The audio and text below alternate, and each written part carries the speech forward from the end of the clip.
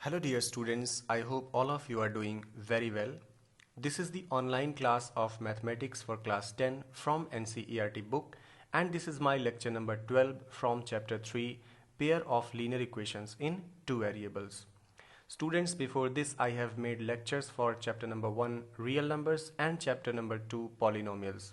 So if you have not watched the lectures of those chapters, then please go ahead and watch the lectures of those chapters, okay, and then watch this video. So in this video we will be discussing the cross multiplication method to solve the pair of linear equations in two variables.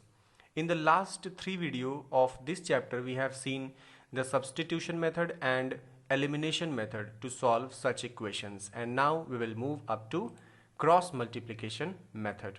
So let us very quickly move ahead and see what exactly is the cross multiplication method to solve such equations. Okay, why we are saying it is a cross multiplication method we'll get to know after looking at the steps of this method.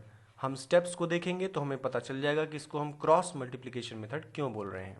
Clear?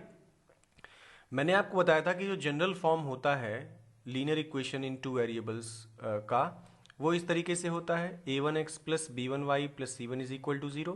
और एक form और है जिसमें मैंने बोला था कि a1x plus b1y is equal to c1 और a2x plus b2y is equal to c2.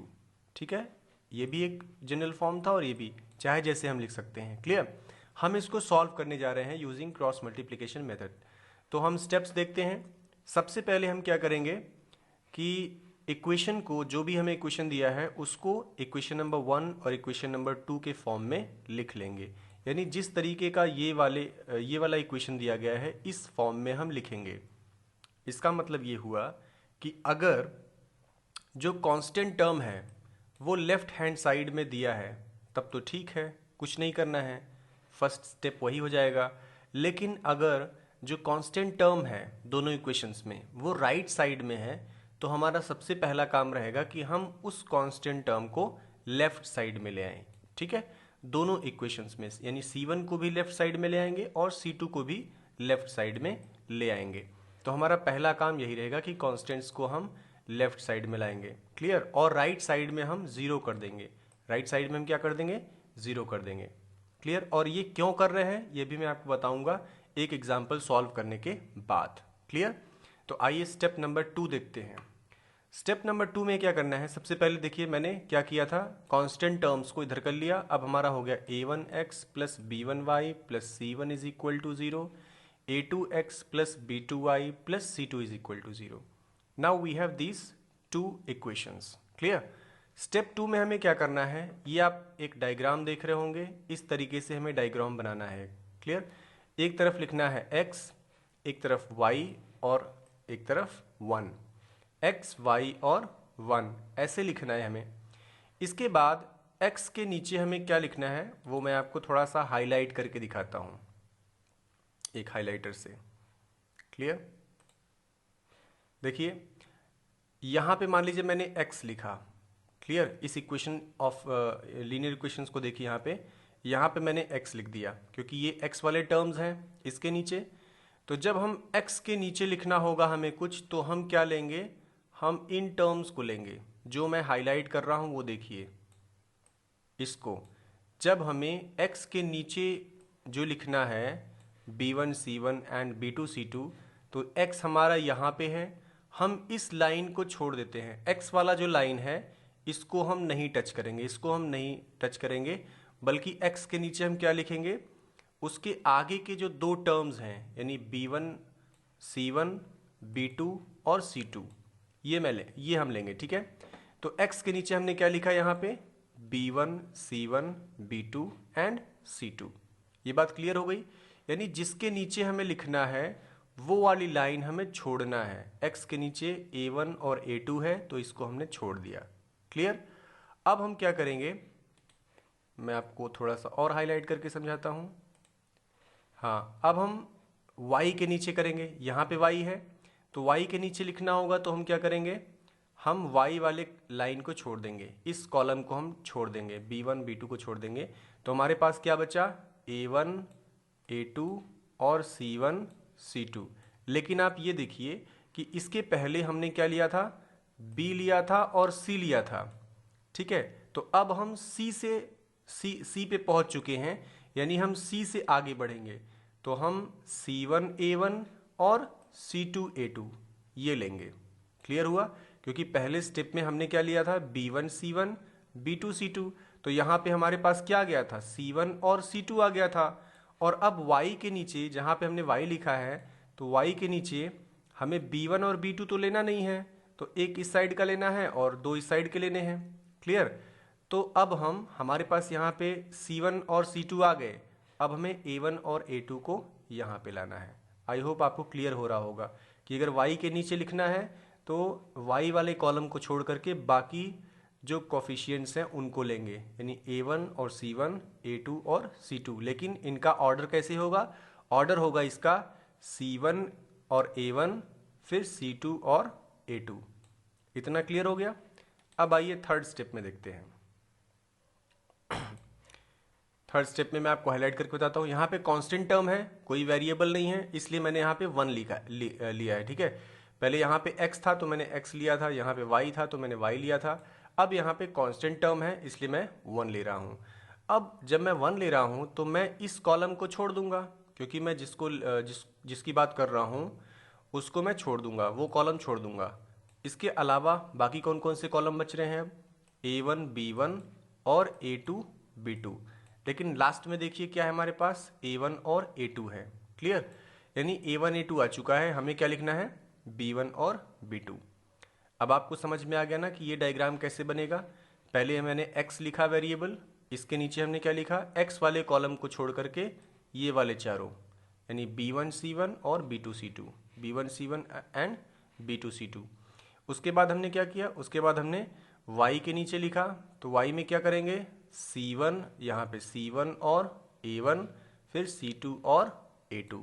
Clear, उसके बाद हम 1 के नीचे मीन्स कांस्टेंट के लिए हमने 1 लिखा है, तो 1 के नीचे हम क्या लिखेंगे, c1 c2 को छोड़ करके a1 b1 और a2 b2, तो a1 b1 और a2 b2। Now I hope आपको ये चीज़ क्लियर हो गई होगी, ठीक है। अब आगे देखते हैं।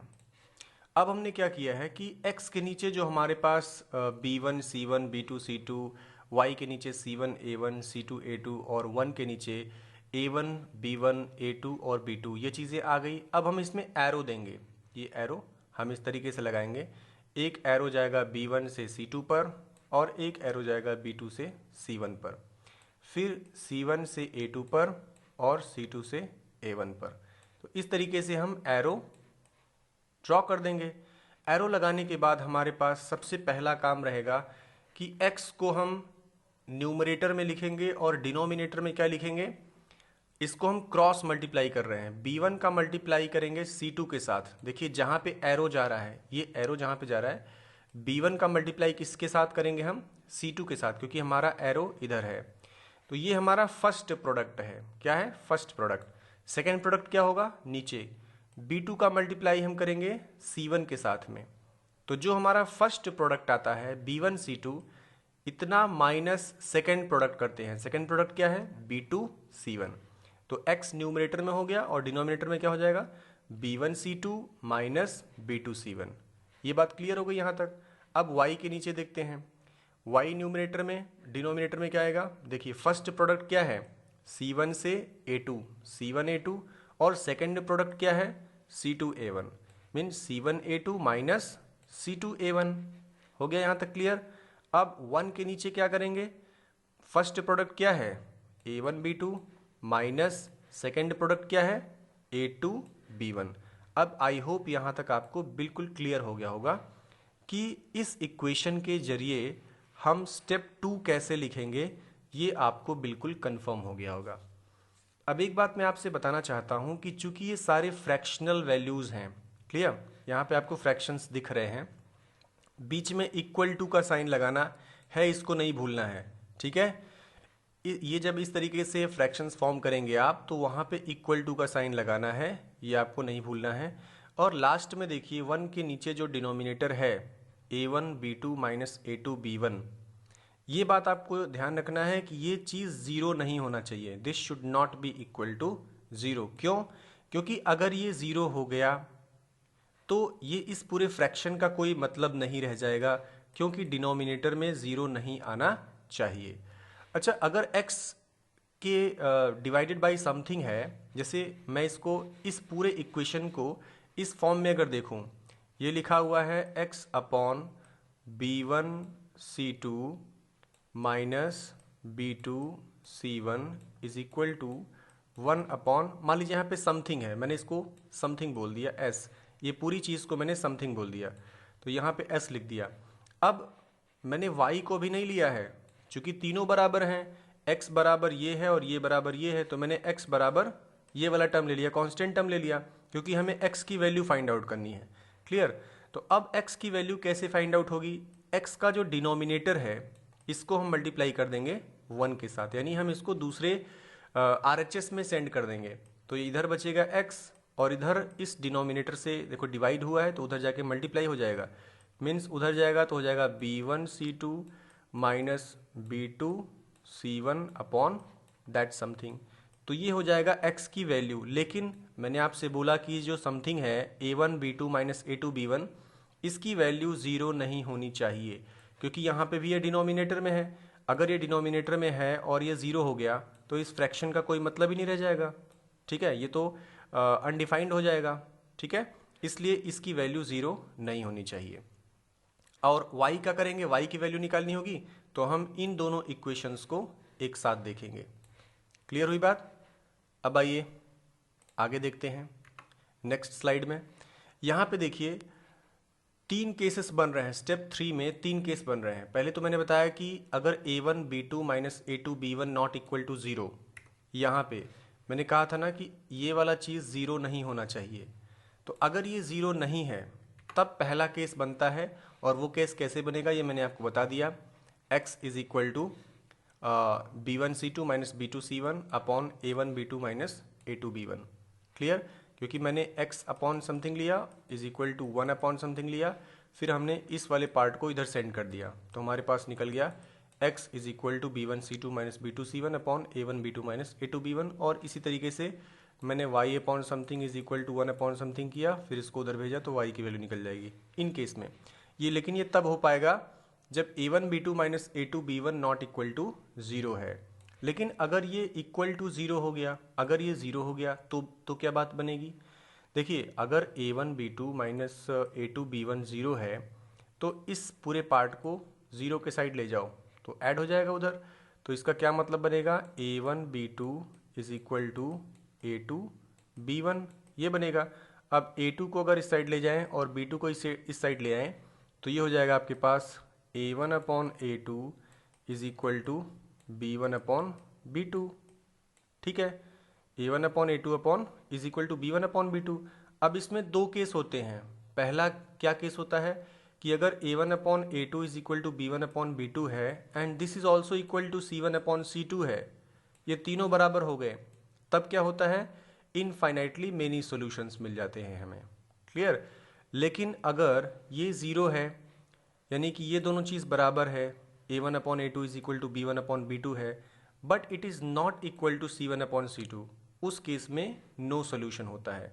ये आपने बहुत पहले भी पढ़ा है, यानी फर्स्ट लेक्चर में या सेकंड लेक्चर में आपने पढ़ा था इसी चैप्टर के, कि अगर a1 upon a2 not equal to b1 upon b2 है तो आपको एक यूनिक सोल्यूशन मिलता है।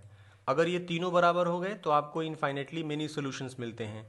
अगर दो बराबर हैं, is not equal to c1 upon c2 है, तो नो सॉल्यूशंस मिलते हैं। क्लियर? तो इस तरीके से हम क्रॉस मल्टीप्लिकेशन मेथड्स का यूज़ करते हैं। अब आइए हम कुछ एग्जाम्पल करके देखते हैं कि कैसे करना है। जैसे मैंने एक एग्जाम्पल लिया है, क्वेश्चन एग्जाम्पल नंबर 14। इसमें बोल रहा है कि from a bus stand in Bangalore 2 tickets लिया गया मल्लेश्वरम के लिए और 3 टिकट लिया गया यशवंतपुर के लिए। क्लियर? और टोटल कॉस्ट कितना आया? 46 रुपीज़ आया। इसी तरीके से अगर हम 3 टिकट्स लेंगे मल्लेश्वरम के लिए और 5 टिकट्स लेंगे यशवंतपुर के लिए, तब टोटल का कॉस्ट आएगा 74 रुपीज़। ठीक है, अब हमें बताना है कि जो मल्लेश्वरम का फेयर है और यशवंतपुर का फेयर है वो अलग अलग कितना है। तो इन्होंने सॉल्यूशन में क्या किया है, सबसे पहले हमने मान लिया कि सपोज करो कि x जो है वो फेयर है बेंगलोर से मल्लेश्वरम का। मल्लेश्वरम का फेयर क्या है, x रुपीस, और यशवंतपुर का फेयर है y रुपीस। तो इक्वेशन कैसे बनेगा, देखो पहले 2 टिकट्स ले रहे हैं मल्लेश्वरम के, तो मतलब 2x प्लस 3 टिकट्स ले रहे हैं यशवंतपुर के, means 3y is equal to 46। Clear. फिर मैंने आपको बोला था कि जो कांस्टेंट टर्म होगा उसको आप पहले स्टेप में लेफ्ट साइड में ले आओगे। तो आपने इसको लेफ्ट साइड में कर लिया, 2x plus 3y minus 46 is equal to 0, यानी राइट साइड को आपने 0 कर दिया। इसी तरीके से जब हम सेकेंड इक्वेशन बनाएंगे तो देखिए 3 टिकट्स हैं मल्लेश्वरम का, तो 3x, 5 टिकट है यशवंतपुर का, तो 5y is equal to total कितना रुपीज़ है, 74 रुपीज़। क्लियर। अब हम 74 को भी लेफ्ट हैंड साइड में ले आएंगे, तो हमारे पास इक्वेशन बन जाएगा 3x plus 5y minus 74 is equal to 0। अब सिंपली हम डायग्राम बनाएंगे। वो डायग्राम कैसे बनाएंगे, पहले एक तरफ हम लिखेंगे x, फिर हम लिखेंगे y और फिर लिखेंगे 1। तो x के नीचे हमें क्या लिखना है, देखिए जब x के नीचे हम लिखेंगे तो ये वाला पहला वाला कॉलम हम छोड़ देंगे, तो हम क्या लिखेंगे, ये वाला 3 और माइनस 46 और 5 और माइनस 74। देखिए साइन के साथ लिखोगे आप, साइन को मत भूल देना कि क्योंकि मैंने वहाँ पर प्लस C1 लिखा था। क्लियर। तो साइन को नहीं भूलना है। तो यहाँ पे 3 और 5 लिया हमने, इधर लिया माइनस 46 और माइनस 74। आई होप ये समझ में आ गया होगा। अब y के नीचे क्या लिखेंगे, y के नीचे जब लिखना होगा तो y वाले कॉलम को छोड़ देंगे, फिर हमारे पास माइनस 46 माइनस 74 पहले ही है, और हम दोबारा क्या लेंगे 2 और 3, तो यहाँ पे 2 और 3 ले लिया। इसके बाद जब हम कांस्टेंट टर्म्स के लिए देखते हैं तो 1/1 के नीचे क्या लिखेंगे, हम कांस्टेंट वाला कॉलम छोड़ देंगे, हम लेंगे 2, 3 और 3, 5, 2, 3 और 3, 5। तो ये हमारा हो गया डायग्राम। इसमें बहुत इजी होता है इसको सॉल्व करना, बस आपका डायग्राम एक बार बन जाए सॉल्यूशन आ गया। अब हमारा डायग्राम बन गया। अब सिंपली हम क्या करेंगे, x अपॉन क्या लिखेंगे, डिनोमिनेटर में क्या लिखेंगे, देखो फर्स्ट प्रोडक्ट क्या बनेगा 3 इंटू माइनस 74 और फिर माइनस करके 5 इंटू माइनस 46। इसी तरीके से y अपॉन क्या हो जाएगा, ये फर्स्ट प्रोडक्ट क्या होगा माइनस 46 मल्टीप्लाइड बाई 3 और फिर माइनस करेंगे माइनस 74 मल्टीप्लाइड बाई 2। इसी तरीके से 1 के नीचे क्या लिखेंगे 2 multiplied by 5 minus 3 multiplied by 3। Clear. आइए नेक्स्ट स्लाइड में देखते हैं यहाँ पे किया गया है। देखिए सबके बीच में माइनस साइन लगा है तो माइनस ही आपको लगाना है। क्लियर, यानी कि आप प्लस कर दो। एक बार और देख लीजिएगा लेक्चर को, यहाँ पे माइनस ही करना है, प्लस नहीं करना है। क्लियर। तो अब हमें x के नीचे ये मिल गया, y के नीचे ये मिल गया, यहाँ प्लस इसलिए हो क्योंकि ये माइनस माइनस प्लस हो रहा है, यहाँ पे माइनस माइनस प्लस हो रहा है। ठीक है, और यहाँ पे माइनस है, तो हमने इसकी वैल्यू जब निकाली तो ये आ गया पूरा x/8 y/10 और यहाँ पे 1/1। अब मैंने आपको बताया था क्या कि हम x और कांस्टेंट टर्म को पहले इक्वल करेंगे और फिर y और कांस्टेंट टर्म को इक्वल करेंगे, यानी एक एक करके करेंगे। x की वैल्यू निकालने के लिए हम x/8 इज इक्वल टू ये वाला कांस्टेंट वाला, इनको एक साथ लेंगे, तो x/8 इज इक्वल टू 1/1। इसी की तरह जो है y/10 इज इक्वल टू 1/1, क्योंकि हमें y की वैल्यू निकालनी है। तो यहाँ पे x की वैल्यू क्या आ जाएगी, 8 का इधर मल्टीप्लाई हो जाएगा, 1 का इधर मल्टीप्लाई हो जाएगा, तो x बराबर 8 आ जाएगा, y और 10 1 जा 10, तो x बराबर 8 आ गया, y बराबर 10 आ गया। इसका मतलब the fare from bus stand Bangalore to Malleshwaram is ₹8 and to Yeshwantpur is ₹10। तो यहाँ तक क्लियर हुआ। अब आइए नेक्स्ट एग्जाम्पल करते हैं। ये एग्जाम्पल थोड़ा सा अलग है। इसमें देखिए बोल रहा है कि for which values of p does the pair of equations given below has unique solution. ये जो इक्वेशन हमें दिया है, equation number 1 and equation number 2, कह रहा है कि इसका एक यूनिक सोल्यूशन है, और अगर यूनिक सोल्यूशन है तो यहाँ पर जो p है ये वाला वेरिएबल है, इसकी वैल्यू क्या होगी, सॉरी ये वेरिएबल नहीं है, ये कांस्टेंट है, ये p एक कांस्टेंट है, वेरिएबल तो हमारा x और y है। तो ये जो कांस्टेंट है p, इसकी वैल्यू क्या होगी अगर इन दोनों इक्वेशंस का एक यूनिक सोल्यूशन है। तो आपको पता है कि यूनिक सोल्यूशन का एक कंडीशन होता है, ये वाला condition, A1 upon A2 not equal to ये B1 अपॉन B2 है। A1 upon A2 is not equal to B1 upon B2, ये एक कंडीशन होता है यूनिक सोल्यूशन के लिए। तो यहाँ पर A1 बराबर क्या है 4, आपने ऐसे पढ़ा है ना, A1x plus B1y plus C1 is equal to 0, A2x plus B2y plus C2 is equal to 0। तो A1 की जगह पे क्या है 4 है, B1 की जगह पे क्या है P है, और C1 की जगह पे 8 है, A2 क्या है 2, B2 क्या है 2 और C2 क्या है 2 है। ये बात क्लियर हो गई। अब आइए देखते हैं यूनिक सोल्यूशन के लिए हमारे पास कंडीशन क्या होनी चाहिए, A1 upon A2 not equal to B1 upon B2। तो हम ये देखते हैं A1 अपॉन A2 में A1 क्या है 4 है, A2 क्या है 2 है, तो मैंने लिखा 4 अपॉन 2 नॉट इक्वल टू के लिए नॉट इक्वल टू, और B1 अपॉन B2 में B1 क्या है P है और B2 क्या है 2 है, तो P बाई 2 लिख दिया। फिर हम इसको क्या करते हैं क्रॉस मल्टीप्लाई करते हैं, ठीक है। तो 2 4 जा 8 हो जाता है और P का 2 से मल्टीप्लाई होता है। देखो ये ऐसे सॉल्व करते हैं इसको, P का मल्टीप्लाई 2 से होता है तो 2P हो जाएगा, ठीक है, और 4 का मल्टीप्लाई 2 से होगा तो 8 हो जाएगा। अब P बराबर क्या हो जाता है 8/2, तो 8/2 का मतलब क्या आएगा 4। इसका मतलब, और बीच में इक्वल टू नहीं लगा है, बीच में नॉट इक्वल टू लगा है, तो ये नॉट इक्वल टू ही रहेगा। यहाँ देखिए ये भी नॉट इक्वल टू है, इसके नीचे नॉट इक्वल टू, इसके नीचे नॉट इक्वल टू, तो इक्वल टू वाला साइन नहीं चल रहा है, नॉट इक्वल टू वाला साइन चल रहा है। मतलब P4 नहीं होना चाहिए, बाकी कुछ भी हो जाए, P जो है 4 के अलावा कुछ भी हो जाए तो इन दोनों इक्वेशंस का एक यूनिक सोल्यूशन मिलेगा। लेकिन अगर P4 होगा तो नहीं मिलेगा, क्योंकि यहाँ P नॉट इक्वल टू 4 आ रहा है। इसलिए हम लास्ट में ये स्टेटमेंट लिखेंगे कि therefore all the values of P except 4, मतलब 4 को छोड़ करके all the values the given pair of equations will have a unique solution. यहाँ तक क्लियर हो गया। अब एक और बहुत ही इंपॉर्टेंट एग्जाम्पल है इसी टाइप का, कि for what values of k will the following pair of linear equations has infinitely many solutions. मतलब k का ऐसा कौन सा वैल्यू हम पुटअप कर दें कि इस पेयर ऑफ लीनियर इक्वेशन का एक इनफाइनाइटली मेनी सॉल्यूशंस मिल जाएं। क्लियर। तो ये भी कंडीशंस आपको पता है, यहाँ पे आपके पास दो इक्वेशन है और A1 अपॉन A2 क्या है, A1 की जगह k है, A2 की जगह 12 है, तो A1 upon A2 is equal to k upon 12। इसी तरीके से B1 अपॉन B2, B1 की जगह 3 है और B2 की जगह k है, तो 3 अपॉन k हो गया।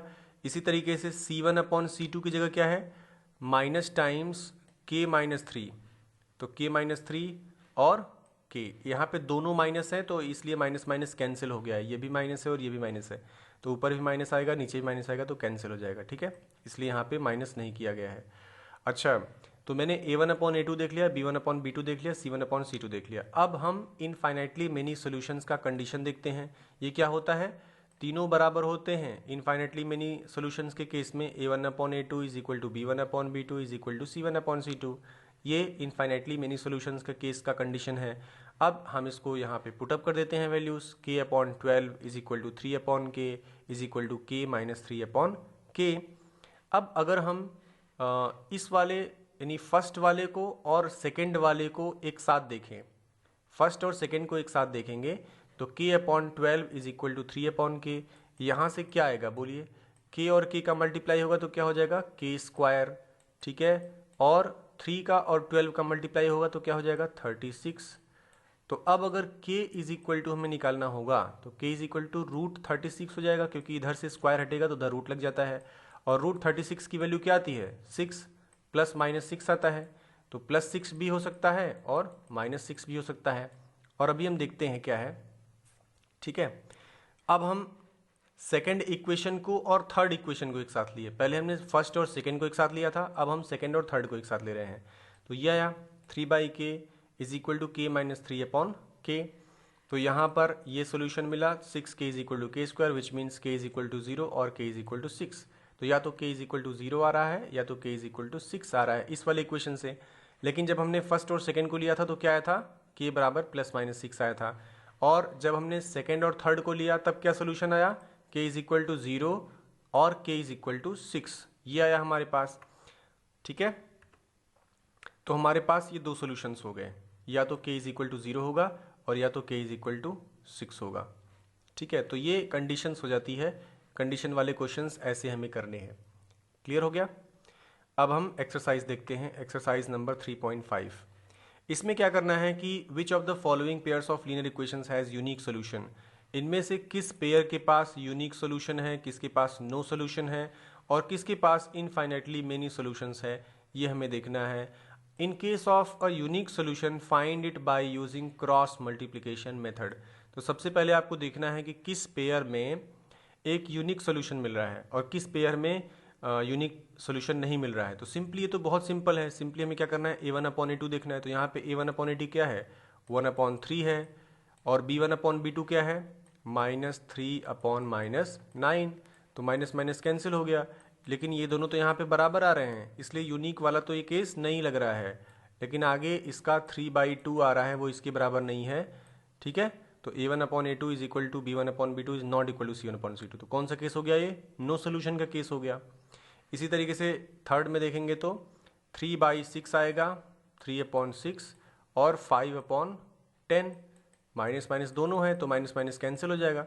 तो a1/a2 not equal to b1, नहीं नहीं नहीं नहीं, ये भी 3/6 का मतलब 1/2 होता है और 5/10 का मतलब 1/2 होता है, तो ये भी बराबर नहीं है। अब यहाँ पे 20/40 तो ये भी 1/2 है, इसका मतलब ये इनफाइनाइटली मेनी सॉल्यूशंस का केस है। इसको देखते हैं 2x + y, यहाँ पे 2/3 a1/a2 है, ये 1/2 है, देखो 2/3 और ये है 1/2 और ये है 5/8। तो देखो a1/a2 not equals to b1/b2 है, यानी ये वाला यूनिक सॉल्यूशंस का केस है। अब इसको आप सॉल्व कर सकते हैं यूजिंग क्रॉस मल्टीप्लिकेशन मेथड। मैं इसको आपको सॉल्व करके दिखा देता हूँ। 2x + y is equal to 5, 2x + y is equal to 5 और दूसरा इक्वेशन हमारे पास है 3x + 2y is equal to 8, 3x + 2y is equal to 8। थोड़ा सा हम इसको अच्छा सा वो ले लेते हैं,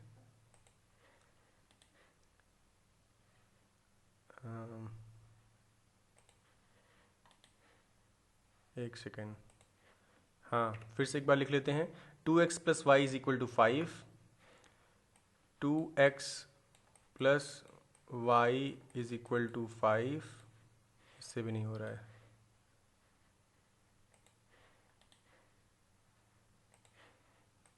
2x + y is equal to 5, चलिए ऐसे समझ लीजिएगा। और 3x + 2y is equal to 8, 3x + 2y is equal to 8। समझ जाइए, ऐसे थोड़ा सा दिक्कत हो रहा है इसमें। तो इसमें क्या करना है हमें, सबसे पहले हम कांस्टेंट टर्म को लेफ्ट साइड में लाएंगे, इधर भी कांस्टेंट टर्म्स लेफ्ट साइड में आएगा। तो बताइए क्या बन जाएगा, 2x + y - 5 is equal to 0, ये बनेगा ना। और यहाँ पे क्या हो जाएगा, 3x + 2y - 8 is equal to 0। ठीक है, अब हमें डायग्राम बनाना है। डायग्राम कैसे बनाएंगे, x के नीचे क्या लिखेंगे, ये वाला कॉलम नहीं लेंगे, तो यहाँ पे लिखेंगे +1 और यहाँ पे +2, यहाँ पे क्या है -5 और -8, ये है -5, ये है -8, और y के नीचे -5 -8 हो गया और 2 3 आ जाएगा, तो 2 और 3, और 1 के नीचे क्या आएगा, 2 3 और 1 2, तो यहाँ पे 1 और 2 आ गया। अब इसमें हमने इस तरीके से एरो पुटअप कर दिया, क्लियर, ये एरो हमने पुटअप कर दिया, ये एरो यहाँ पे लगा दिया हमने। ठीक है, अच्छा अब हमें क्या करना है, x न्यूमरेटर होगा तो डिनोमिनेटर क्या बनेगा, 1 का मल्टीप्लाई -8 से, -8 माइनस ऑफ -5 × 2 मतलब -10। तो यहाँ पे अगर -10 लिखेंगे तो उसका माइनस और ये माइनस प्लस हो जाएगा, +10 इज इक्वल टू y/, क्या होगा इसका, -5 × 3 -15 और -8 × 2 -16, तो माइनस माइनस +16 हो जाएगा, क्लियर, इज इक्वल टू 1/, क्या होगा, 2 2 जा 4 -3, 4 - 3। तो देखो x बाई क्या आएगा, यहाँ पे 2 आएगा, इज इक्वल टू y/, 1 आएगा इज इक्वल टू 1/1 आएगा। तो पहले हम x और कांस्टेंट को एक साथ लेंगे, तो x/2 इज इक्वल टू 1/1। ठीक है, ऐसा करेंगे तो x बराबर क्या आ जाएगा, 2 आ जाएगा। और y को लेंगे तो y बराबर 1 आ जाएगा। क्लियर, तो x बराबर 2 आ गया और y बराबर 1 आ गया। इस तरीके से हम सॉल्व कर सकते हैं। इसी तरीके से हम क्वेश्चन नंबर 2 देखते हैं। For which values of a and b does the following pair of linear equations have an infinite number of solutions. देखो होमवर्क में आपको ये फोर्थ वाला करना है, ये फोर्थ आप अपने होमवर्क में करना। क्लियर, इसका इमेज सेंड करना है आपको। और सेकेंड वाला क्वेश्चन है कि a और b की किस वैल्यूज के लिए ये जो लीनियर इक्वेशंस है इनका इनफाइनाइटली मेनी सॉल्यूशंस होगा। तो इनफाइनाइटली मेनी सॉल्यूशंस के लिए क्या होना चाहिए, a1/a2 is equal to b1/b2 is equal to c1/c2।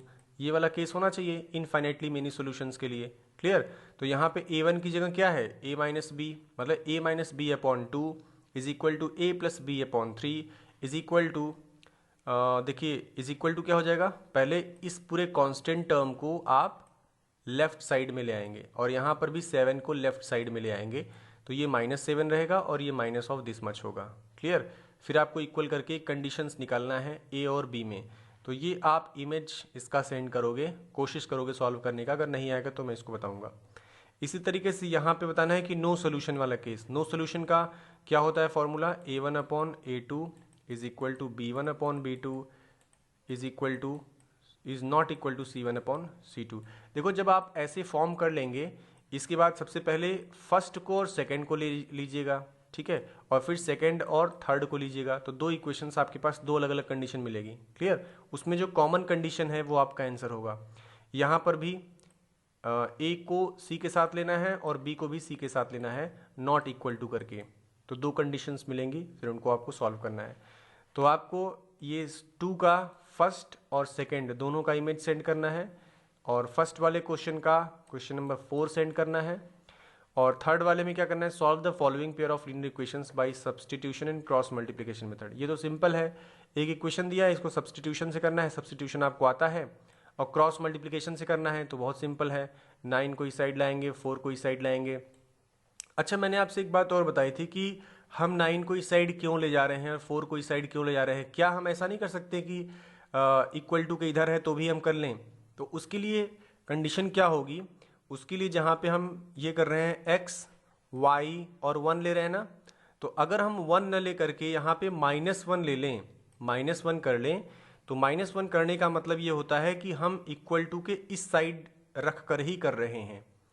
लेकिन अगर हम इसको लेफ्ट साइड में ले आएंगे, जो कांस्टेंट टर्म है उसको हम लेफ्ट साइड में ले आएंगे, तो यहाँ पर -1 नहीं बल्कि +1 होगा, और जब हम इक्वल टू के बाद करेंगे कांस्टेंट टर्म को रखेंगे तो यहाँ पे -1 करेंगे। तो इसलिए कन्फ्यूजन ना हो, इसलिए आपको सिंपली ये बताया जा रहा है कि जो कांस्टेंट टर्म्स हैं उनको आप लेफ्ट साइड में ही कर लो और 1 करके कर लो। क्लियर, तो आपका ठीक हो जाएगा। इसके बाद क्वेश्चन नंबर 4 में कुछ ऐसे क्वेश्चंस दिए गए हैं जिसमें आपको सबसे पहले तो लीनियर इक्वेशन बनाना है, फिर लीनियर इक्वेशन बना करके उसको सॉल्व करना है using cross multiplication method. Clear, अगर वो एग्जिस्ट करते हैं तो a part of monthly hostel charges is fixed and remaining depends on the number of days one has taken food in the mess. Clear, यानी कि जो आपका हॉस्टल चार्ज है उसका कुछ पार्ट डिपेंड करता है नंबर ऑफ डेज, मतलब कुछ पार्ट तो फिक्स होता है, कुछ पार्ट उसका फिक्स्ड है, और कुछ पार्ट्स जितने दिन उसने मेस में खाना खाया है उस पर डिपेंड करता है।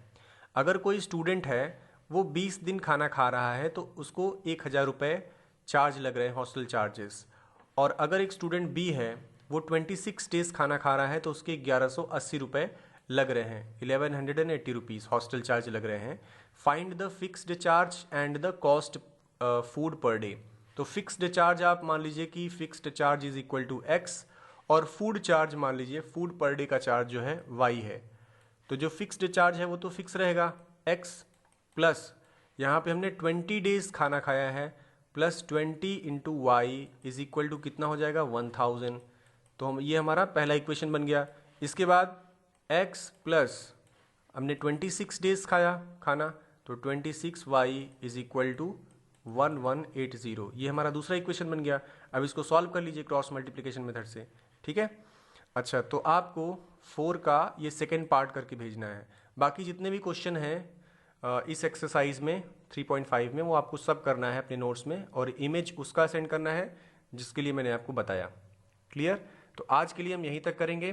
Thank you and have a great